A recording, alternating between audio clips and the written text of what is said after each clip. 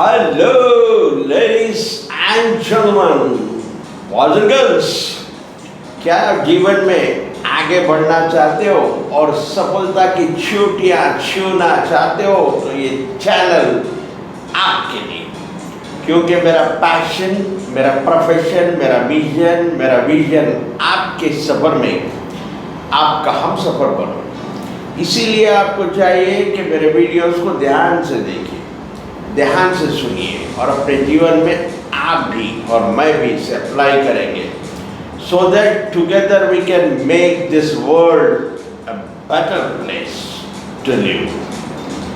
तो शुरू करता हूँ आज का ये वीडियो, जो नई सीरीज हमने शुरू की है, फाइनेंशियल फिटनेस सीरीज का आज पार्ट 2 है, जिसमें आप सबका स्वागत है। मेरा वीडियोस बनाने का शौक है और पर्पस है, इसका कारण है, इसकी वजह है, मैं आपको कामयाब देखना चाहता हूँ, आपको सफल देखना चाहता हूँ, आपको जीवन में ग्रो होता हुआ देखना चाहता हूँ, आपको बढ़ता हुआ देखना चाहता हूँ, चमकता हुआ देखना चाहता हूँ और सफलता की चोटियाँ छूते हुए देखना चाहता हूँ। तो याद रखिए, हम जो ये फाइनेंशियल फिटनेस सीरीज चला रहे हैं, इसका भी पर्पस ये है कि आप जीवन में अपने आप को ग्रो हो, जिस लेवल पे हो नेक्स्ट लेवल पे जल्द से जल्द आप जाएं। तो सबसे पहले फाइनेंशियल फिटनेस के लिए एक चीज़ बहुत ध्यान से सुनना होगा और अपने जीवन में अप्लाई करना होगा। अगर आप पैसों के लिए काम करते हो या जब तक आप पैसों के लिए काम करते हो आप आज़ाद नहीं हो, आप फाइनेंशियल फ्री नहीं हो सकते। जिस दिन आपका पैसा आपके लिए काम करना शुरू कर दे, समझो कि अब फाइनेंशियल फ्रीडम आपको मिलने वाला ही है, आप फाइनेंशियली फ्री हो गए, फाइनेंशियली आज़ाद हो गए। तो पहले पार्ट में हमने देखा कि फाइनेंशियल फिटनेस के लिए हमें क्या करना है, इनकम से सेविंग करना है, सेविंग से इन्वेस्टमेंट, राइट इन्वेस्टमेंट करना है। आज सबसे पहले हम ये समझने की कोशिश करेंगे कि अगर आप रिच होने की मंजिल तक जाना चाहते हो, रिच बनने के सफ़र में हो, तो एसेट्स और लायबिलिटी को समझना होगा। एसेट्स उन चीज़ों को कहते हैं जो पैसे आपके जेब में डालता है, और लायबिलिटी वो चीज़ है जो आपके पॉकेट से पैसे निकालती है। इसे इस तरह समझेंगे, फॉर एग्जाम्पल एक अपार्टमेंट या एक हाउस लिया, इंडिपेंडेंट हाउस या अपार्टमेंट लोन पे, ईएमआई पे, तो हर महीना आपकी ईएमआई जा रही है आपके इनकम में से, तो ये आपकी एसेट नहीं है, ये आपकी लायबिलिटी है। लेकिन वही घर, एक घर आपके रहने के लिए, दूसरा घर आपने लिया जो रेंट पे चढ़ा दिया है और आप एवरी मंथ रेंट आता है उस प्रॉपर्टी से, तो ये हो गया आपका एसेट। कार, और एक एग्जाम्पल कार पे देखते हैं। कार अगर आप ईएमआई लोन पे लिए और सेल्फ ड्राइव कर रहे हो, अपने लिए यूज़ कर रहे हो, तो वो आपका एसेट नहीं है, वो आपकी लायबिलिटी है, क्योंकि उसके ऊपर आपका पॉकेट से मनी निकल रहा है, पेट्रोल के लिए, मेंटेनेंस के लिए, इसके लिए, उसके लिए। अगर वही कार आप अगर लेकर टैक्सी पे चलाते हैं और उससे कुछ इनकम आती है, आपके पॉकेट में कुछ पैसा आता है, तो वो हो गया आपका एसेट। तो सबसे पहले फाइनेंशियल फिटनेस के लिए हमें एसेट्स और लायबिलिटी का डिफरेंस समझना होगा। तो ये समझने के बाद एक बहुत बड़ा, बहुत ही अच्छा एसेट है, वो है रियल एस्टेट। क्योंकि हमने देखा है, रिसर्च बताती है 80% रिच लोग रियल एस्टेट से रिच हुए हैं, अमीर बने। और हिस्टोरिकल एविडेंस है, हिस्टोरिकल डाटा बताता है कि real estate every year 15 to 24% appreciate होता है, 15 to 20% रिटर्न देता है। इसके बाद चलिए आज आते हैं, क्योंकि आज हम पार्ट 2 में ही है। पार्ट 1 में हमने समझा कि इनकम, सेविंग और उसे कैसे इन्वेस्ट किया और कहाँ पर इन्वेस्ट किए। आज एसेट और लायबिलिटी के बारे में कुछ समझा। अब मैं आपके साथ कुछ ऐसे टिप्स शेयर करने जा रहा हूँ जो आपको फाइनेंशियल प्लानिंग और फाइनेंशियल मैनेजमेंट में हेल्प करेंगे। चलिए 1 by 1 देखते हैं, समझते हैं। नंबर 1 है नो योर मनी सिचुएशन। हर आदमी की मनी सिचुएशन अलग होती है। आपकी मनी सिचुएशन अलग है, मेरी मनी सिचुएशन अलग है। वैसे हर कोई आदमी की मनी सिचुएशन अलग होती है। जो भी आपकी मनी सिचुएशन है, first write down your income. क्या इनकम है आपके पास? इनकम आने के बाद आपके क्या मनी गोल्स है, आपको कब कब पैसे की ज़रूरत पड़ेगी। फॉर एग्जाम्पल, आपके साथ पेरेंट्स रहते हैं, तो पेरेंट्स की क्या नीड है, अगर कल वो सिक हो जाए उसके लिए क्या प्रोविज़न है आपके पास। आपके बच्चे हैं, चिल्ड्रंस है, उनका एजुकेशनल गोल, उनके मैरिज का गोल, ये सब लिखे हुए होना चाहिए। उसके लिए प्लानिंग होना चाहिए। आप उसके लिए सबसे पहले आपको मनी की वैल्यू मालूम होना चाहिए। मनी की वैल्यू कैसा मालूम होती? फॉर एग्जाम्पल, आपकी इनकम, आपकी सैलरी, आपके बिजनेस से इनकम मंथली 60,000 समझे। आप 60,000 जाकर काम कर 60,000 कमा रहे हैं, अर्न कर रहे हैं, यानी per day 8 hours into 25 days है, 200 आवर्स काम करने के बाद आपको 60,000 मिल रहा है। यानी अगर हम डिवाइड करेंगे तो पर आवर 300 रुपीज़ आपकी वैल्यू, अगर आप जॉब कर रहे हैं, काम कर रहे हैं।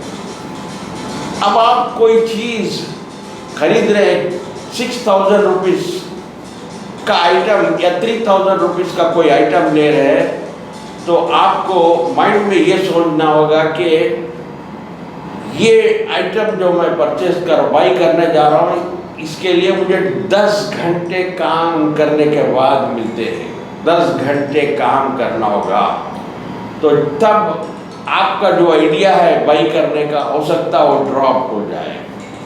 वॉरेन बफेट कहते हैं, और हमेशा आप ये याद रखना चाहिए, when you buy things which you do not need, you have to sell those things which you need very soon. अगर आप अपने लाइफ में कुछ ऐसी चीज़ें खरीद लेंगे जो आपको ज़रूरत नहीं है, बहुत जल्द आपको ज़रूरत की चीज़ें बेचना पड़ेगा जो आपको ज़रूरत है। तो यही है number 1 point tip. Second, do savings first. दूसरा पॉइंट है सेविंग्स पहले करें। लेकिन होता यह है कि इनकम जैसे ही आते हैं, हमारी मेजॉरिटी लोग अब पहले रेंट दे देते हैं, प्रोविजंस ला लेते हैं, इलेक्ट्रिसिटी बिल, टैप की बिल और टैक्सेस, एजुकेशन फीस, ये पूरे खर्चे करे तक, एक्सपेंडिचर करे तक सेविंग के लिए कुछ नहीं बचता। तो आपको अगर रियल फाइनेंशियल फ्री होना है, लाइफ में ग्रो होना है, तो पहले आपका जो भी इनकम हो, इनकम से आपको फर्स्ट सेविंग के लिए रखा, उसके बाद जो रिमेनिंग बचता है वो एक्सपेंसेस, यानी उसे ही खर्चा करना होगा। मिसाल के तौर पर फॉर एग्जाम्पल 100 रुपीज़ आपकी इनकम है, तो उसमें कम से कम मिनिमम 20% पहले निकाल दीजिए सेविंग के लिए। 80% यू कैन स्पेंड। एक्सपेंसेस के लिए, और ये 20% जो सेव कर रहे हैं उसे राइटली इन्वेस्ट करना हो। ये तो हम पार्ट 1 में समझ चुके हैं। उसके बाद आता है नंबर 3, अपग्रेड योरसेल्फ। अगर आपको जीवन में ग्रो होना है, रिच बनना है, फाइनेंशियली फ्री होना है, तो अपना टाइम, मनी और एफर्ट अपने आप को अपडेट करने में लगाइए, अपने आप को लर्न करने में लगाइए। अगर आप अपने आप को अपडेट नहीं करोगे तो आउटडेटेड हो जाओगे। कहते हैं the more you learn the more you earn. इसलिए आपको एवरी टाइम ग्रो होने के लिए अपने आप को अपग्रेड करना चाहिए, नए नए स्किल्स, नई नई नॉलेज रिसीव करना चाहिए, नए कोर्सेज करना चाहिए। नंबर 4, डू इन्वेस्टमेंट रेगुलरली, यानी आपके जो इन्वेस्टमेंट है उसमें कंसिस्टेंसी होना चाहिए, यानी regular for long run, for a long period of time, तो आपको रिजल्ट्स आता है। यहाँ पर आपको you have to understand the power of compounding. Power of compounding, लोग वो पावर ऑफ कंपाउंडिंग को समझते नहीं है। जिम को जाते हैं, पहले दिन जाते हैं, 8 दिन जाते हैं, उसके बाद देखते हैं ना तो पेट कम हुआ ना तो बॉडी कुछ बनी, बोलते हैं अरे 10 दिन में कुछ नहीं, छोड़ो सब बेकार है। उसे आपको 1 साल कम से कम करना होगा, तभी आपके रिजल्ट्स आएंगे। यहाँ पर कुछ एग्जाम्पल से हम पावर ऑफ कंपाउंडिंग को समझने की कोशिश करेंगे। यहाँ जैसा आप बोर्ड पे भी देख रहे हैं, ए और बी 2 फ्रेंड्स है। ए ने 1 लाख रुपए कहीं इन्वेस्ट किया, जहाँ से 15% उसे per annum rate of interest से इंटरेस्ट मिल रहा है। बी भी 15% पे इन्वेस्ट किया है।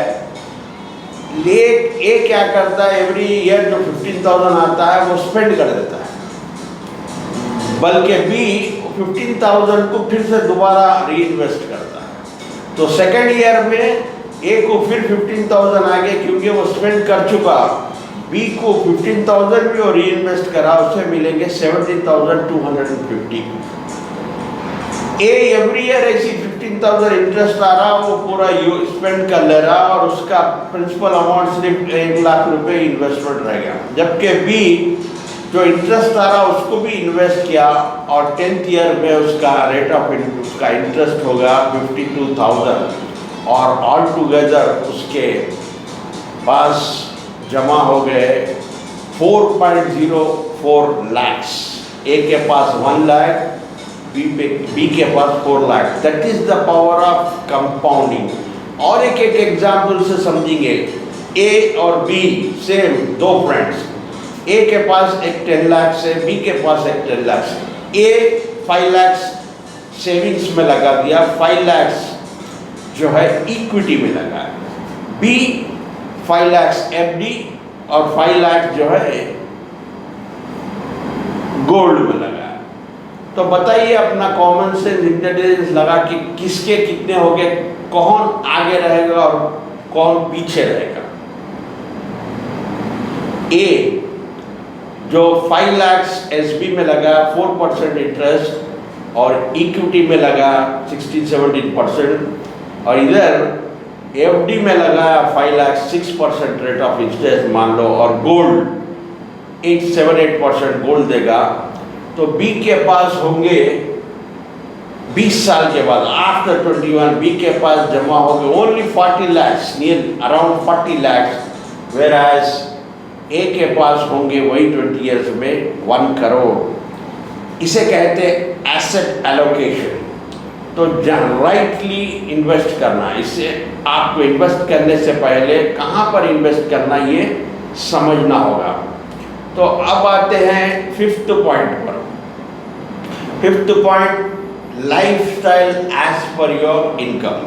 जैसी आपकी इनकम होगी वैसी आपका लाइफस्टाइल होना चाहिए। अगर आपकी इनकम 25,000 है तो आपका लाइफस्टाइल 20,000 जैसा होना चाहिए। नहीं तो पुराने ज़माने की कहावत है, आमदनी अठन्नी खर्चा रुपया। तो You never spend what you do not have. आपके पास जो नहीं है उसे खर्चा नहीं करना चाहिए। तो यहाँ पर आपकी लाइफस्टाइल ऐसी होना चाहिए, आपका जितना इनकम है उसके हिसाब से आपकी लाइफस्टाइल होना चाहिए, तभी आप ग्रो होगे, तभी आप रिच होगे, तभी आप फाइनेंशियली फिट होगे। अगर आप खर्चा कर उससे ज़्यादा खर्चा करोगे, आमदनी अठनी खर्चा रुपया सिर्फ लोगों को कंपेयर करते हुए, लोगों को दिखाने के लिए यानी शो ऑफ करने के लिए, तो आप कभी भी फाइनेंशियली फिट नहीं होगे। फिर 6th पॉइंट आता है, यूज़ क्रेडिट कार्ड स्मार्टली। अगर आप क्रेडिट कार्ड को मैनेज कर सकते हो स्मार्टली तो आप क्रेडिट कार्ड लीजिए, otherwise don't take credit card. Credit card को लग्जरी और अननेसेसरी आइटम्स के लिए कभी यूज़ नहीं करना चाहिए, क्योंकि उसका बहुत ज़्यादा रेट ऑफ इंटरेस्ट होता है, nearly 40% per annum rate of interest रहता है, जिसके कर्जे के दबाव में आप दब जाओगे। सिर्फ नेसेसरी चीज़ों पर इमरजेंसी में क्रेडिट कार्ड यूज़ करना होगा और उसको टाइमली रीपे कर देना होगा। 7th point, gate insurance. हम अपने व्हीकल का इंश्योरेंस लेते हैं, गोल्ड का इंश्योरेंस लेते हैं, अपने आप का इंश्योरेंस लेना भूल जाते हो। हमारी लाइफ अनसर्टन है, कब क्या होगा पता नहीं, इसलिए आपको 2 इंश्योरेंस ज़रूरी है। एक लाइफ इंश्योरेंस लीजिए, टर्म पॉलिसी लीजिए, वो भी, दूसरा health insurance. Last but not the least, write down your daily expenses in a diary. एक डायरी मेंटेन करिए, एक बुक मेंटेन करिए जिसमें आप रेगुलरली डेली अपने एक्सपेंसेस को लिखिए, मेंटेन करिए, write down whatever you are spending, what in which area you are spending, क्या क्या चीज़ों पर क्या खर्चा हो रहा, जिससे आपको पता चलेगा कि अननेसेसरी मनी कहाँ जा रहा है, जहाँ पर आप कंट्रोल कर सकते हो। इस तरह का अगर करेंगे तो आप फाइनेंशियली बहुत अच्छे से मैनेज कर सकोगे और फाइनेंशियल प्लानिंग सही होगी, ताकि आप जल्द से जल्द फाइनेंशियली फिट हो गए। तो देखते रहिए, सीखते रहिए, समझते रहिए। Keep learning, keep growing until we meet next. Please take care. God bless you and thank you for watching.